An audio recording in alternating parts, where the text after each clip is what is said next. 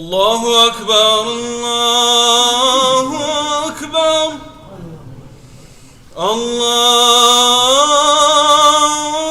الله أكبر الله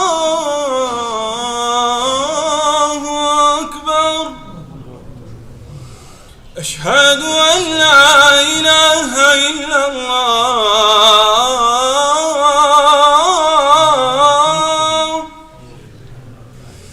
أشهد أن لا إله إلا الله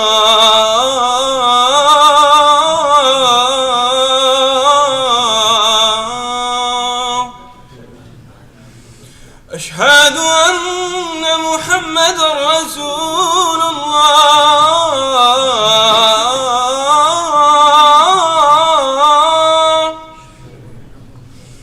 أشهد أن محمدا رسول الله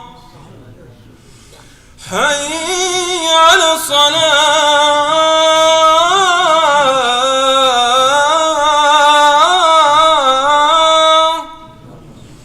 حي على الصلاة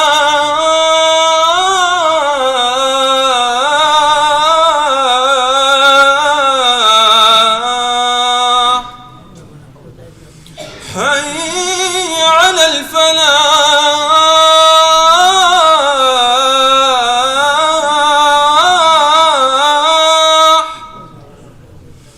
حي على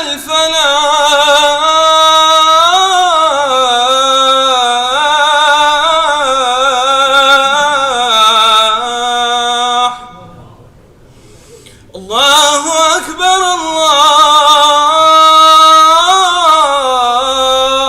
الله أكبر لا إله إلا الله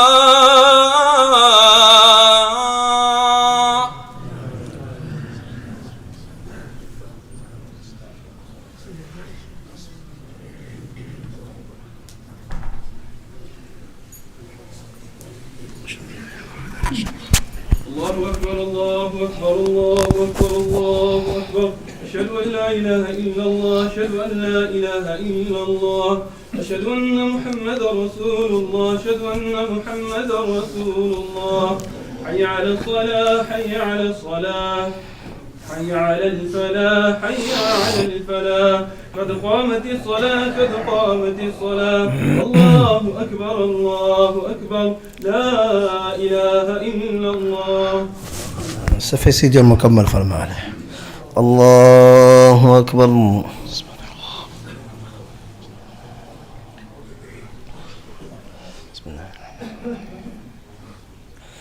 الحمد لله رب العالمين الرحمن الرحيم مالك يوم الدين إياك نعبد وإياك نستعين اهدنا الصراط المستقيم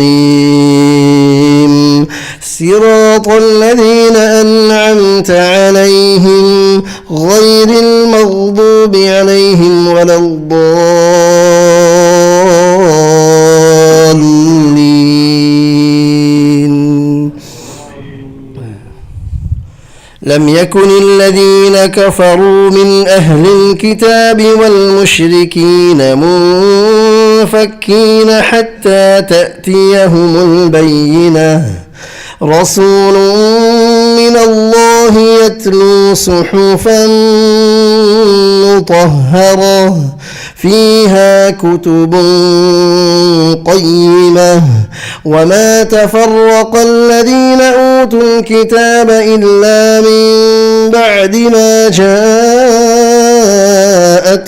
البينة وما أمروا إلا ليعبدوا الله مخلصين له الدين حنفاء ويقيموا الصلاة ويؤتوا ويؤتوا الزكاة وذلك دين القيمة إن الذين كفروا من أهل الكتاب والمشركين في نار جهنم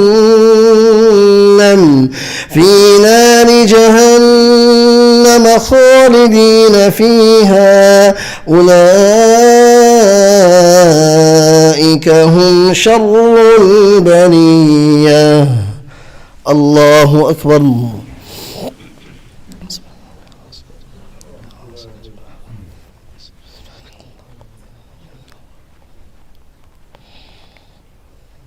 سمع الله لمن حمده.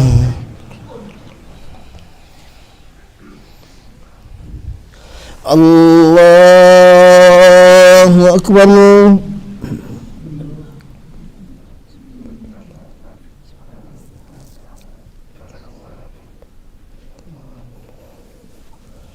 الله أكبر. الله أكبر.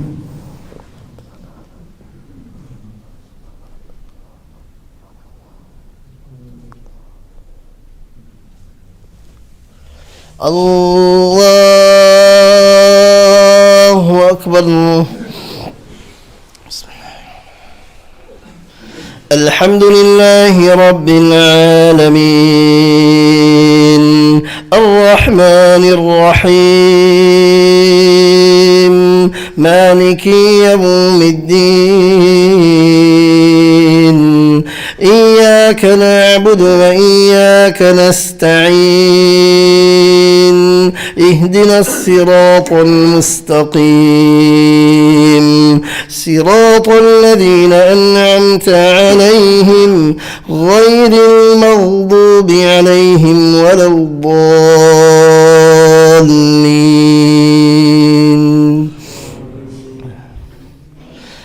إن الذين آمنوا وعملوا الصالحات أولئك هم خير البرية جزاؤهم عند ربهم جنات عدن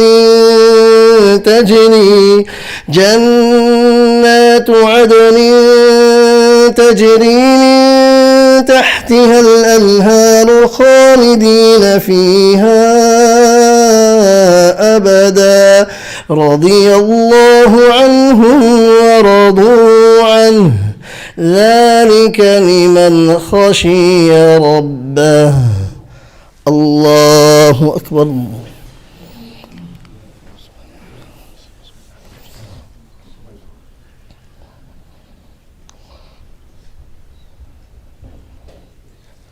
سمع الله لمن حمده. الله أكبر.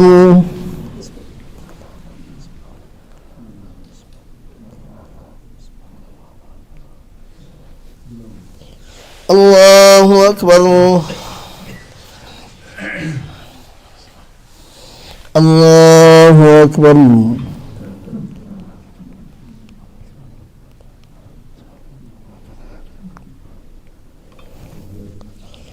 الله أكبر.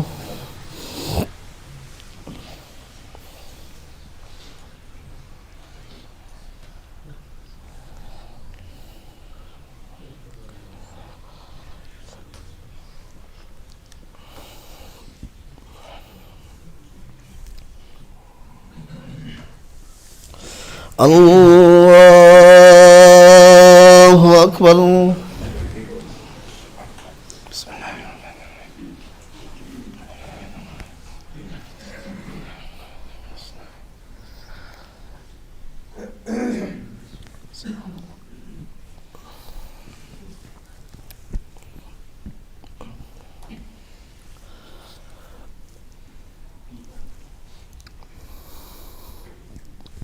الله أكبر.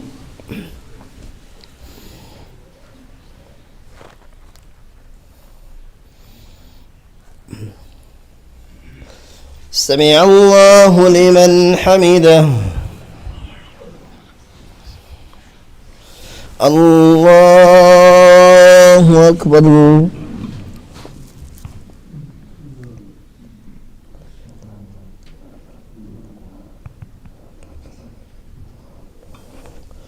الله أكبر الله أكبر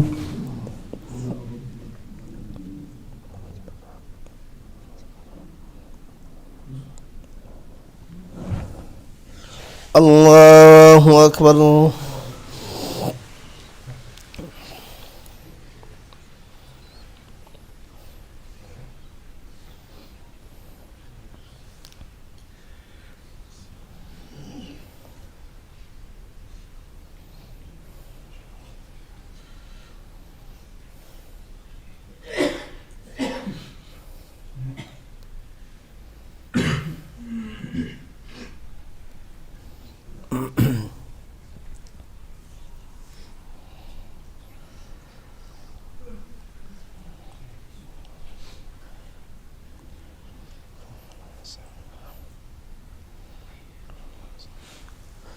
السلام عليكم ورحمة الله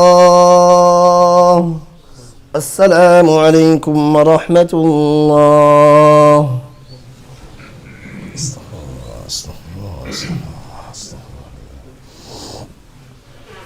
بسم الله الرحمن الرحيم اللهم صل على محمد وعلى آله وسلم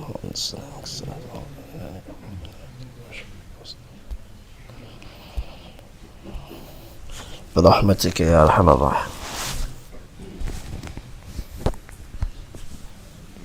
Inshallah, after the remaining salah, we will be having our final session on the Masa'il of Ramadan, the Fiqh of Ramadan. Brothers are requested to participate. Jazakallah.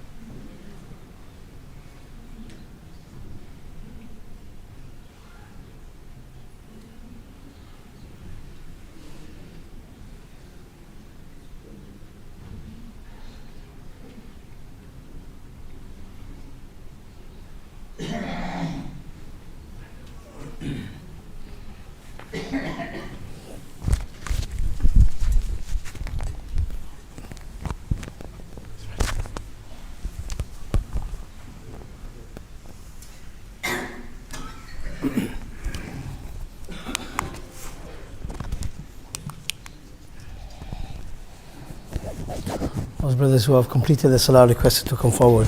Jazakallah. जो हज़रत नमाज से फारिग हुए उनसे गुजारिश है कि आगे करीब तशरीफ़ ले आए.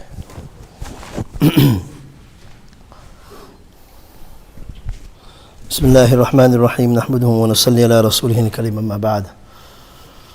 Respected brothers, this is the final session of our Fiqh of Ramadhan, the Masa'il of Ramadan. In the first week when we started, we went through the introduction and we went through the intention, when to make the intention, the makruhat, and also the mustahabbat of fasting. In the second week, we went through the things that break the fast and things that do not break the fast. And today, the final week, we will be just going over some of the FAQs, further asked questions regarding menstruation, vomiting, and other questions. Inshallah, we'll be finishing at Taraweeh, those that are exempted, and also at the end, we will be looking at some du'as. So, this is the final session. If you have missed the other sessions, you can get them on YouTube and go through these Masa'il. See, sometimes you forget.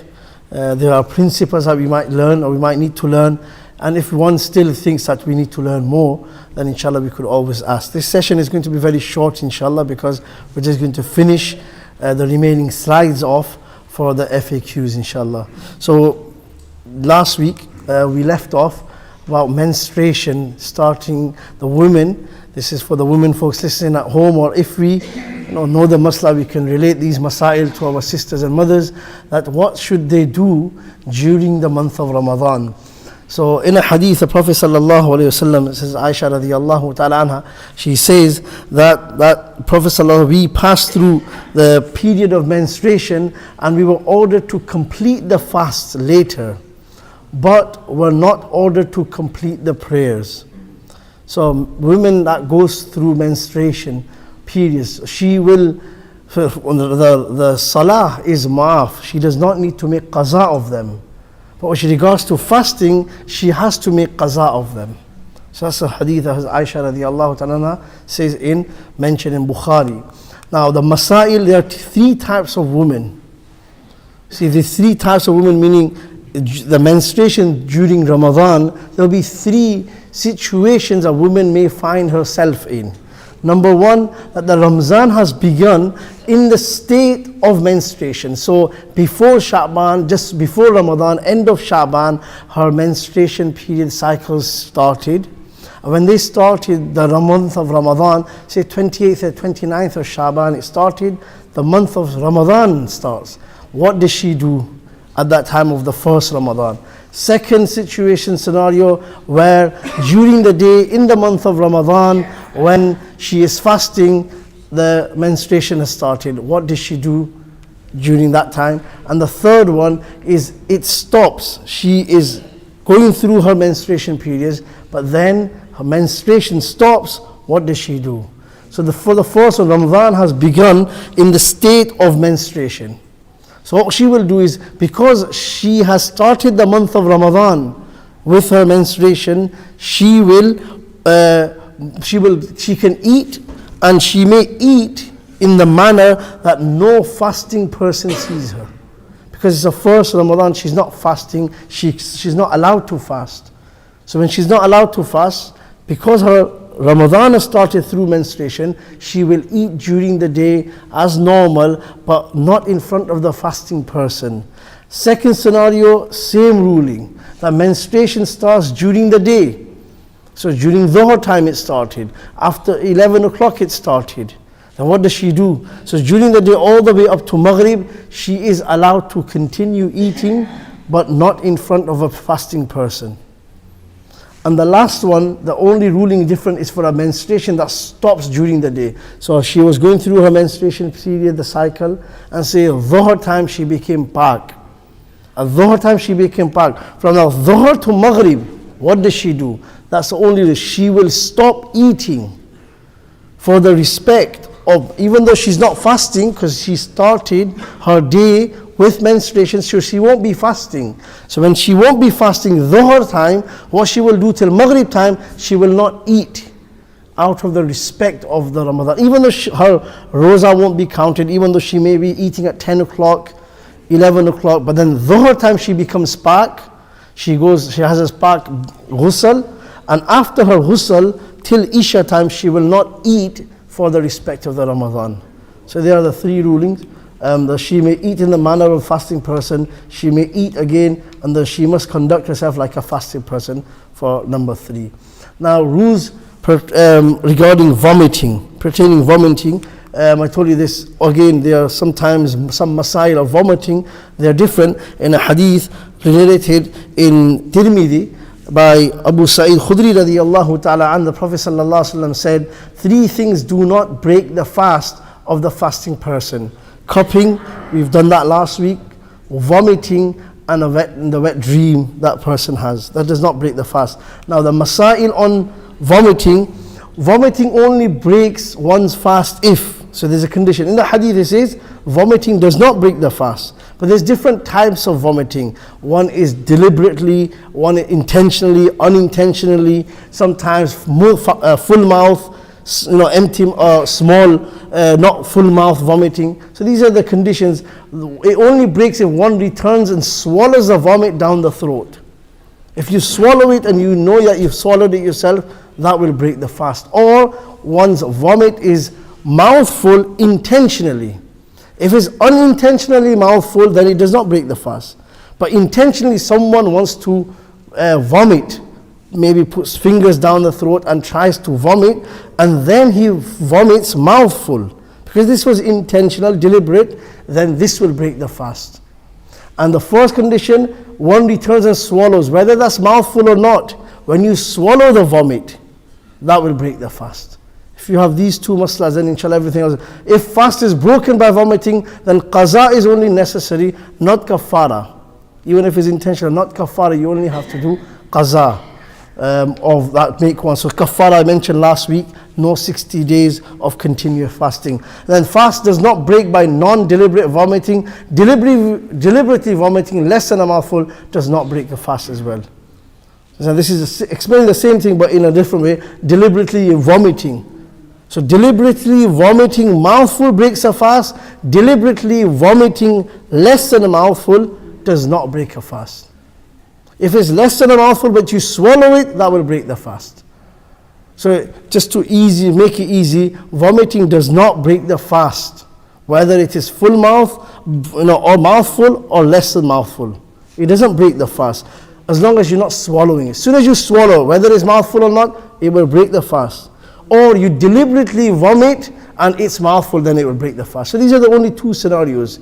In any time you swallow it, you take it down again, or when it's deliberately, intentionally mouthful, these two scenarios break the fast. That's it. The rest of the scenarios, any other type of vomiting, does not break the fast.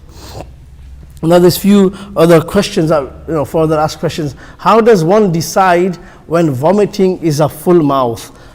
So the answer is the definition. What is the definition of mouthful vomiting? Is that which one cannot hold back in one's mouth without difficulty. You will know that sometimes when it's mouthful, you can't hold it back, it has to come out. Sometimes it comes out only a bit, that you can't hold it back, you can keep the vomit, as in not stop yourself from vomiting. But when it becomes so difficult to hold back, and everything, when you have a mouthful, you will know that, when you vomit, persons vomit so much, vomit comes out that you can't control it. Sometimes less vomit than you can control. So the one that you can't control is mouthful. A little amount of vomit went up my throat. Then, as a reflex action, it went back down. So it came up and went back down. And when it goes back down, I felt I had no control over it. Does my break fast? Does that break my fast? Does my fast break? No, the fast does not break. Sometimes you feel small in the morning, you've had some type of food, that it comes up and it goes back down. So it feels like vomit or some piece or it just comes up to the throat. It doesn't really come out. So does that break the fast? That feeling that sometimes people who have hiccups, or sometimes people have heartburns, or when you're sleeping, lying down after Sahri and you're sleeping, sometimes you feel like food has come up and you can taste it. Sometimes you can taste in your, in your mouth, you can taste that bitter or whatever, and then it goes back down. That doesn't break the fast because it hasn't come out. If it comes out and then you take it back in, that will break the fast. Next question, can I swallow bits of food left between? This is just ask questions, regarding not only vomiting, any other question. Can I swallow bits of food left between the teeth? So if sometimes food is stuck during Sahri and after Sahri, you have food stuck there. If it's small amount, big amount, how much? Sometimes you swallow. It depends on that. The answer is, if the particle is smaller than a chickpea in size, so it depends on the size, then fast will remain valid. If it's very small. However, if it's something equal to or bigger than a chickpea's, fast will be invalid. So it depends on the size. Only qadha, if you do swallow something, only qadha is necessary, not kafara. So if you feel like you've swallowed something which is bigger than a chickpea, sometimes it's stuck in the teeth or between the teeth, the best thing is to take it out. But if, again, this rule applies in namaz as well, size of the chickpeas, namaz, does it break or not? So same as masla for here. If you swallow something bigger than a chickpeas, it does break. If food left between the teeth is taken out of the mouth and is thereafter swallowed, then it will break. Now that it doesn't, whether it's small or big, because you took it out. and then you put it back in. So when you take it out, just dispose it or throw it away or wipe it off with tissue, but you should not put it back in the mouth. Next masla, does eardrops and eye drops break one's fast? Does anyone know we've done this before?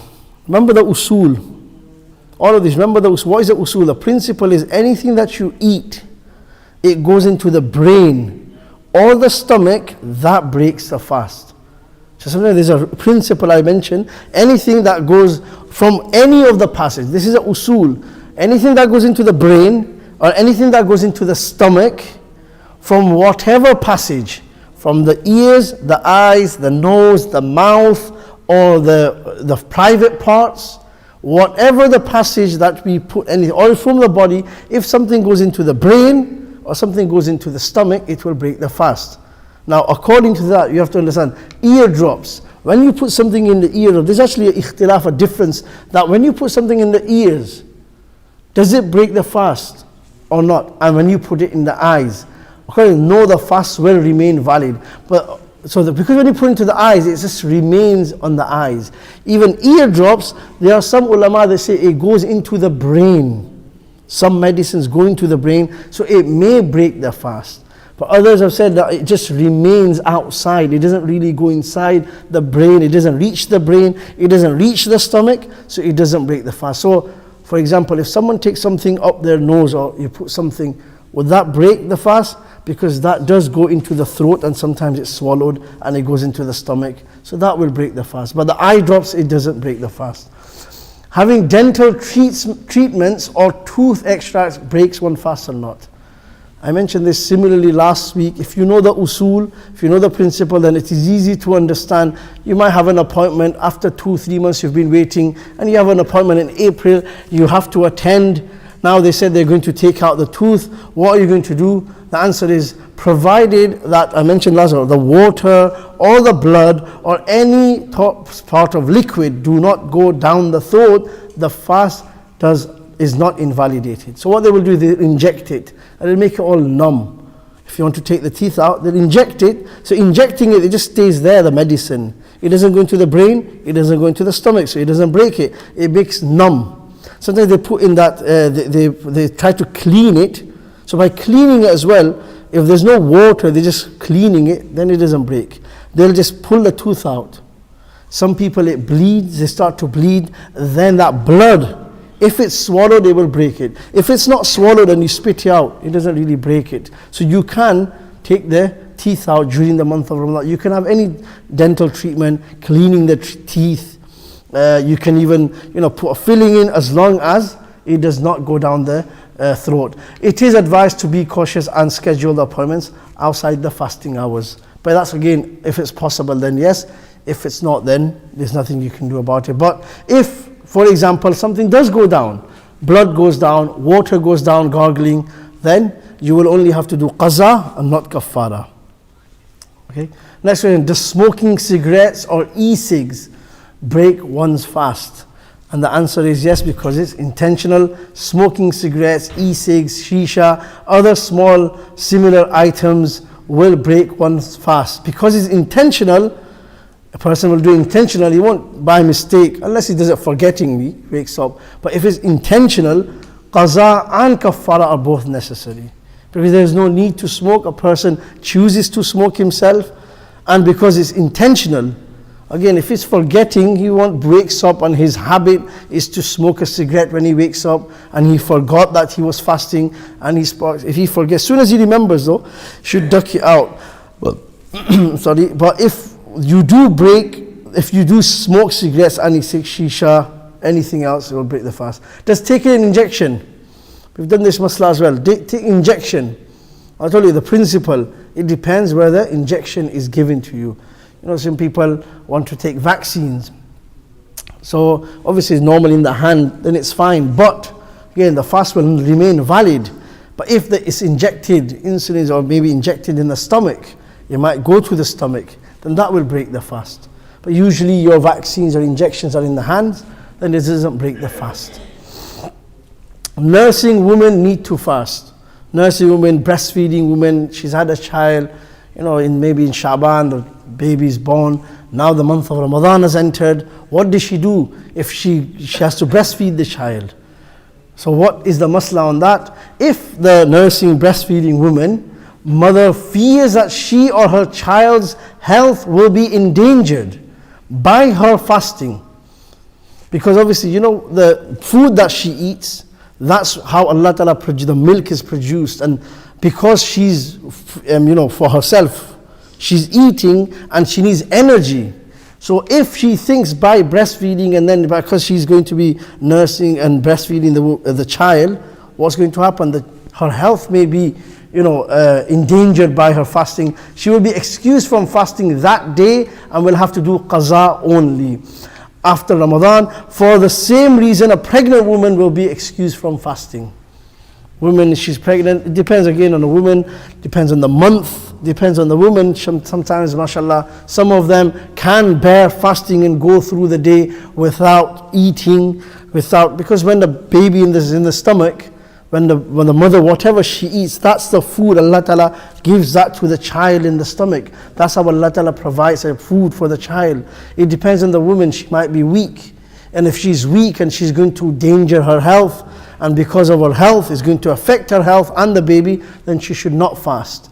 Maybe like near the 7th or 8th month, it gets a bit more difficult, but maybe in the middle it's easier for the woman. So everything again there's no fixed rule on a breastfeeding woman or a pregnant woman that she must fast or she must not fast. Every case depends on the woman herself. If she is able to, depends on what time of the month or the pregnancy. It all depends on different. You will always have to ask, the local ulama, the scholars, the imams, just find out, okay, this is the situation of my wife, what does she do? Is she able to fast or not? If she can, all of these situations, I mentioned last week about airplane, traveling, and a person who is going through, illness, breastfeeding woman, pregnant woman, all of these scenarios, Islam, la yukallifullahu nafsan illa wus'aha. Allah Ta'ala does not bear a burden on the insan. La yukallifullahu nafsan, for on any nafs or any soul, those things that he cannot bear. Allah would have made things fasting is possible. That is why Allah Ta'ala has commanded us to fast. Things which are impossible, which are difficult, Allah has given the excuse. That's why the next slides are exempted, those who are exempted. So even these, they're not completely exempted. A traveler, when we're going to, and an ill person, he's completely exempted. But these people who are going to, there's not a fixed rule, because some women can fast, mashallah, during nursing women and nursing mothers, and also pregnant mothers, pregnant women, they can, mashallah, fast. So for them, it's not a fixed rule that they're completely exempted. Does one have to perform the qaza fast immediately after Ramadan? So in these scenarios, say one of the things occurred, you broke the fast, what does the person do? No, it is not necessary to do it straight in the month of Shawwal. However, it is recommended to complete the missed fast as soon as possible. So we may have some qaza left. Best to do as soon as possible. We don't know when death is going to come, but qaza, when we have done it, inshallah, we won't be asked on the Day of Judgment of not doing it. Otherwise, we will have to maybe give kafara after we pass away. So it's best to do it as soon as possible. There's a question, I have not fasted all my life. Person changes, he hasn't fasted. Do I need to keep both qaza and kafara? Remember the question. The question is, I have not fasted. Question is not, I have broken my fast. He just hasn't fasted. What does a person do? Only qaza of the fast is necessary and not kafara. You might think, he hasn't fasted all his life. Why only kafara? It's more harsh for a person who fasts and he breaks a fast. For him, this kafara and qaza. But for a person who's never fasted, it's because he's never ever fasted and he's never broken the fast. So the masla is that he has to only do qaza. The sin is, to not fast, and that's between him and Allah. If he has asked for forgiveness, Allah can forgive him. But because he hasn't broken the fast, person who breaks a fast intentionally, he has to give qaza and kafara. This person, he's never fasted. Because he's never fasted, then he wants to fast, he wants to, worship, then for him, only qaza is necessary. So these are the questions that we've had. There's just one question someone asked me as well, so if you can go over it. I'm going to ask, I think we've done this, we've covered it, or if you remember the usul or the principle. The question is, if I ate 1 or 2 minutes past Fajr Salah by accident, or unknowingly, is the fast invalid? This question has come up on the message in Noorul Islam. So the question is, if you wake up, say, you put alarm clock on, you went to sleep, you quickly woke up, and sometimes you wake up and your mom or mom is waking us up and we're looking at the time, it's only 5 minutes left. Then we realize, wait, 1 or 2 minutes up, has already gone past Fajr time. And then you went downstairs, unknowingly, you have a glass of water, you brush your teeth. And then what happens? Does the fast break, or is the fast invalid or valid? Does anyone know the answer to that? We've done this. Anyone answer that question? Will it be valid? Is that correct? Because he didn't know. Is that the reason? The answer is, it's invalid. Remember? हाँ, फिर उसने 1-2 minute आगे चल गई थी, गुजर गई. मिसाल के तौर पर 4:52 को टाइम था. I think first day is 4:52 on the timetable. 4:52 को टाइम था, तो वो 4:52 को तो जागा, और 53-54 तक मालूम ही नहीं था. उसने पानी पी लिया और खा भी लिया, 1-2 मिनट ऊपर हो गई. जी. तो does that, उसको मालूम, he didn't know, you see. He doesn't know the time, so he just read. Then he finds out, the time is already up. So this will, because remember the question, this is his own mistake.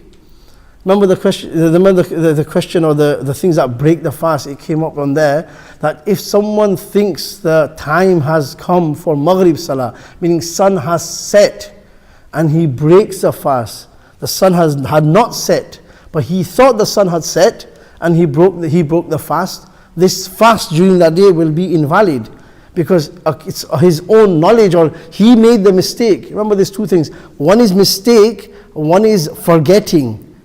एक है खता, एक है भूल. भूल से रोज़ा नहीं टूटता. भूल से पूरा आप खाना भी खा ले, क्योंकि वो भूल गया था. लेकिन खता, गलती होगी, ये उसकी गलती थी. कुल्ली करते गलती हो गई, उसने पानी उसके नीचे निकल गया, पानी गले से नीचे चला गया. ये उसकी गलती है. गलती, खता, mistake will break a fast. So this person, not knowing or unknowingly, it was his own mistake. He should have checked the time. It was his, even rushing, he should still have checked the time. So because his mistake, this is a mistake, this will break the fast. Forgetting doesn't break the fast.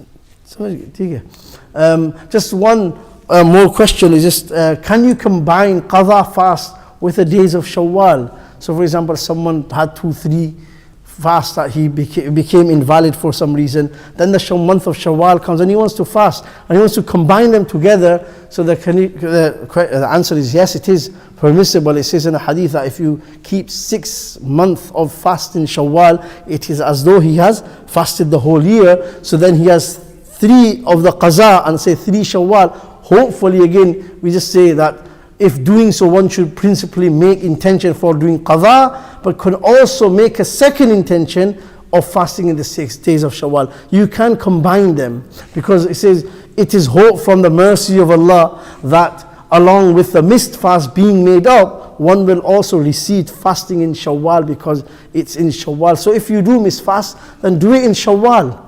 If you have qaza, instead of waiting, sometimes you want to wait for the winter times, because it's from 6 o'clock till 4 o'clock, very short fast. But instead of waiting till winter, do it in Shawwal if you have missed fast, because inshallah we hope that Allah will give us a reward of the Shawwal fasting as well. However, it is better that one makes up for the miss separately and fasting the 6 days of Shawwal separately.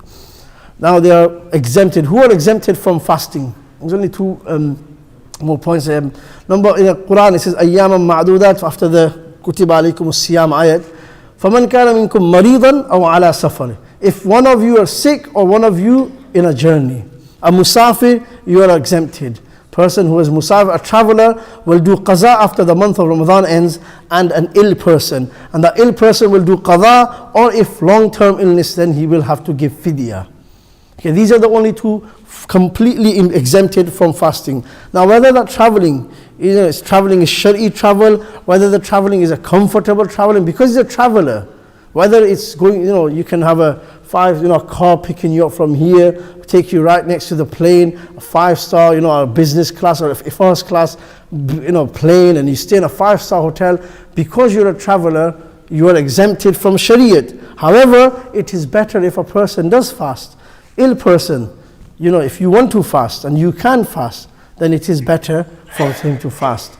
And like I said, if it's a long-term illness, he will have to give fidya. So what is fidya? Is an amount of equivalent to sadaqatul fitr.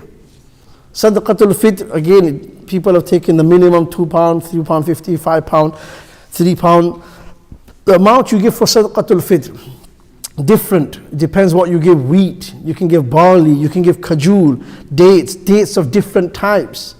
Do you understand? So it's sadaqatul fitr is different. So it's the amount you give for sadaqatul fitr, £3.50, £3, £4, £5, that's the amount you will give for one roza. So if you have missed 5 roza and you want to give £5 for sadaqatul fitr, depends on what the price is in the local area of these things, these items. Say it's £5 you want to give for wheat, the price of wheat or barley. It's £5 per roza. That's £25 for 5 rozas. So people just give the minimum, but you should try to give us with sadaqatul fitr as much as you can. Not look for the cheapest option, £2, £3. The condition for fidya, this condition for an ill person, as long as the condition remains chronic such that the person cannot fast either in Ramadan or make it up later, they will continue to give fidya instead of fasting. There are some people in summer times they can't fast, but in winter time they can. For them, they shouldn't give fidya, they should instead fast in winter time.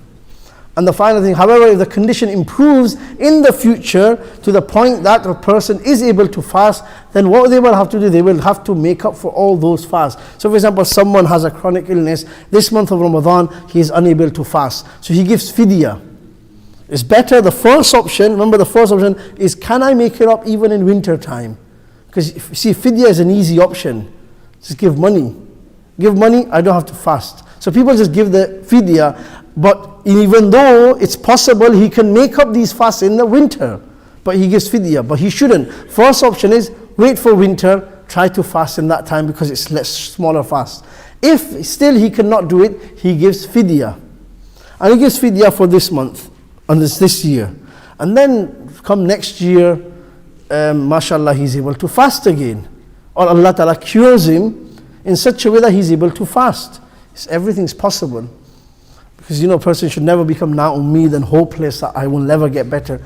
What will happen is that person will have to fast for these 2022. The fidya that he has given, that fidya is no longer count, because he's able to fast again, make up qaza fast for the fasting that he has missed in the year 2022. The Taraweeh prayer, there's just some Masa'il and Taraweeh, and then the final dua. Prophet ﷺ said in a hadith, there's some Masa'il and Taraweeh. Man qama laylat al-qadr, person who stands up, or man qama Ramadana, in the month of Ramadan. In Taraweeh prayers, Allah Ta'ala will forgive all of his sins. And the Masa'il and Taraweeh, 20 rakats namaz is sunnat, and sunnati mu'akkada, that in the month of Ramadan, after the Isha prayer. The time of Taraweeh is after praying the fard of Isha until the breaking of dawn. You can continue praying Taraweeh.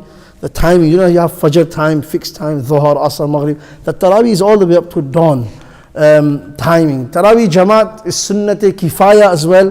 What does that mean? That if all the people of the masjid missed it, then they would all be responsible and the sin will be on the whole community.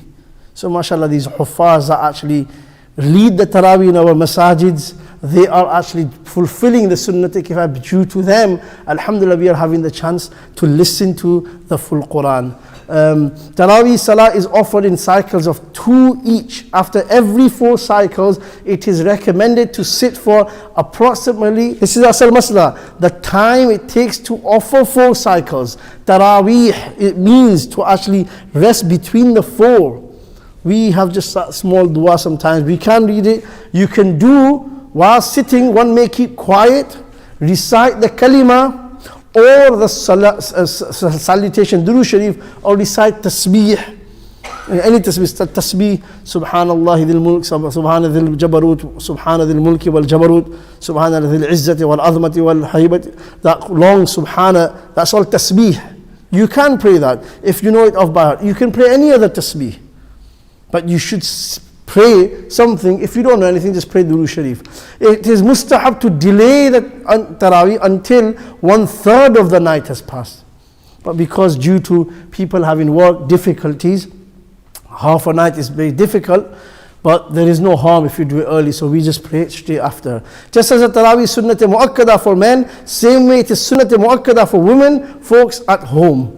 They are not allowed to miss Taraweeh. So sometimes you think the women folks at home, they should be praying Taraweeh. If they know the Quran, whatever paras they know, they should pray that. Otherwise pray Alam Tara.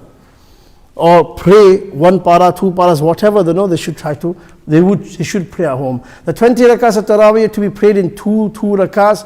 Salam after every 2 rakats, that's the way to pray it. After every 4 rakats, you must have to rest. We've just done a similar masla on what should you do. Those who have not prayed the farz of Isha cannot pray the Taraweeh or witr until he prays the farz.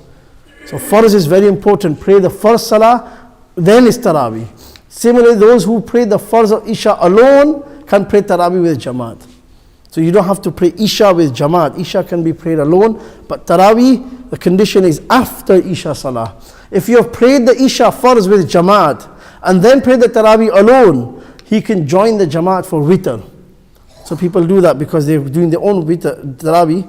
You pray the Isha, whether it's Jamaat or alone, and then you go pray Taraweeh somewhere else. But when the witr comes, because you want to join in the Jamaat, you can pray Jamaat. If you have some rakats of Taraweeh left, you come late, the Imam has stood up for the witr, then it is better to pray the witr with Jamaat, as long as you have prayed Isha farz with Jamaat. Then you can pray the remaining rakats of Taraweeh after the witr. It is also allowed to complete your rakats of Taraweeh and then pray witr alone. So you can do it both. You can join in the witr. So sometimes, it depends. If the Taraweeh is like very small Taraweeh, the last 10, and you come late, or you had to go to the toilet and you come back, and you've missed 2, join the Imam, whichever 2 is reading. The 2 you've missed, leave them. Just join the Imam. And you may have missed those 2 rakats. If you get the chance to pray sometimes, then it's fine. If not, you can pray after witr, just nafal. The last few maslas, if people have prayed the Taraweeh and now they want to pray it again, they can't pray it alone, but it is not allowed to pray with Jamaat the second time. If you just want to do Taraweeh and just stand up on Qiyamul Layl at night, then it's nothing wrong. It is better to pray the Taraweeh with Jamaat in the masjid. If the Taraweeh is prayed in the house with Jamaat, then you will not get the sin for missing Jamaat. Many people have their own huffaz that they want to read Taraweehs. It will still be counted, but reward will be less, because in the masjid is a bigger Jamaat. There's still the reward of Nafal, Jamaat inshallah you will still get. And if your intention is to read the Quran and to read for the intention your Quran remains good and you don't forget the Quran, then there's nothing wrong praying at home. But because the Jamaat, if you're doing it for no reason or just because it's faster or any other reason, then the reward will be less. The reward will be more in the masjid. The Taraweeh prayed behind a child will not count for any adults who prayed behind the child. Again, it has to be an adult leading the Taraweeh. In the whole month of Ramadan, it is sunnah to finish the Quran, and to finish it twice is virtuous for the fadila. To finish it 3 times is also a good thing. But at least once is sunnat. Okay, there's 2 sunnahs in Taraweeh. People finish it and then they don't do the Taraweeh. One is to complete the Quran, whether you're listening or to read. And the second sunnah is to read the Taraweeh 20 rakats. So for some people who go from one masjid to another, So they might want to do different masjids, but what they're missing out is actually one sunnat of completing the Quran. Some people, they finish in 10 days or 15 days, and then they don't pray the Taraweeh, they just pray 10 rakats. But then you're doing one sunnat by completing the Quran, you're missing out the other sunnah. So there's two sunnahs you have to understand in Taraweeh. One is to complete the Quran, whether listening or reading, and the second sunnat is to read 20 rakats. And the final part is the du'as to recite. In the hadith at the time of iftari, we're so busy in trying to, even women folks at home, they're making food, preparing food, mashallah.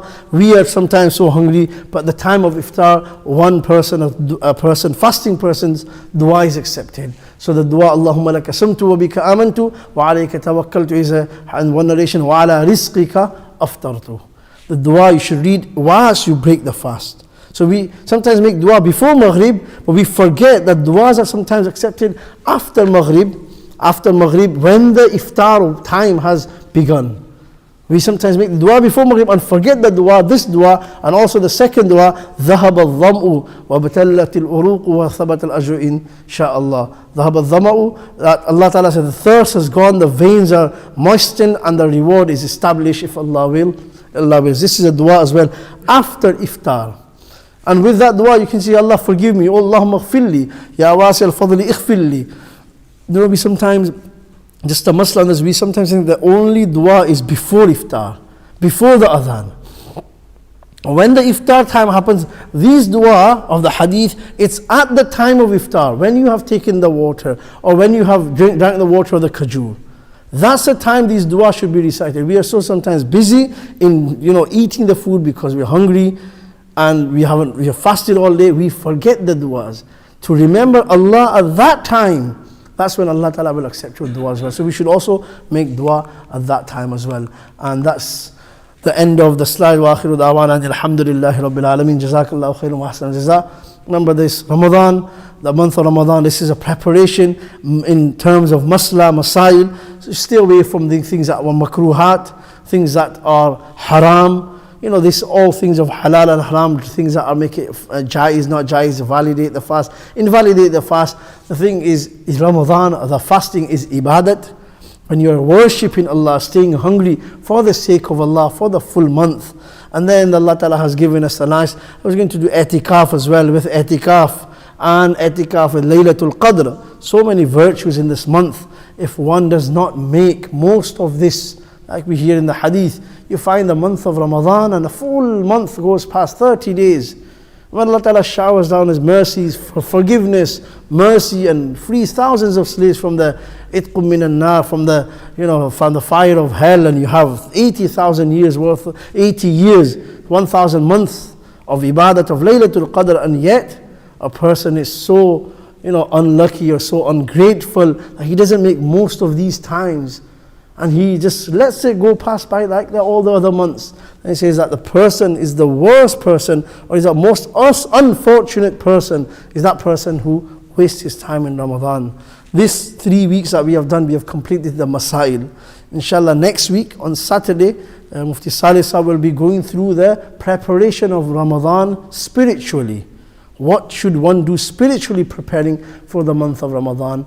As you know, the Prophet ﷺ would prepare from the month of Shaban. So this is part of our preparation, mentally, physically, spiritually, preparing. So when the month starts from the first day, he says, Hazrat Shaykh Zakaria writes in his Fadail, that person who continues sinning, as soon as the month of Ramadan enters, you see, it takes 1 or 2 weeks to wipe out and cleanse himself, clean the sins. So that's why from the first day, it's difficult for him to get used to it. Whereas one is prepared spiritually, mentally, when the first month of Ramadan, first day of Ramadan starts, he's already receiving the mercy of Allah. He starts the days or the month with blessed Allah Ta'ala's blessings, and he goes and takes a month, and that month will be beneficial for him. Otherwise, for a person takes it normal, he will go past all these other Ramadans that we have passed in our lifetime. we change, but we sometimes forget. It doesn't completely change us. Maybe we have not prepared for it as the way the Prophet ﷺ has told us to prepare. So this was preparation regarding Masa'il. Inshallah, again, next week after Maghrib Salas on Saturday, if you can join us for preparation spiritually, inshallah, it will be very beneficial. Jazakallah khairan wa ahsan al-jaza for attending. Inshallah, if you do have any Masa'il during the month of Ramadan, you can ask. And any other Masa'il that you have not understood, please, you can ask me anytime in the masjid. Jazakallah khairan wa ahsan al-jaza. Assalamu alaikum wa rahmatullahi wa barakatuh. Subhanallah wa bihamdih. سبحانك اللهم وبحمدك ونشهد أن لا إله إلا أنت نستغفرك ونتوب إليك سبحان ربك رب العزة عما يصفون وسلام على المرسلين والحمد لله رب العالمين.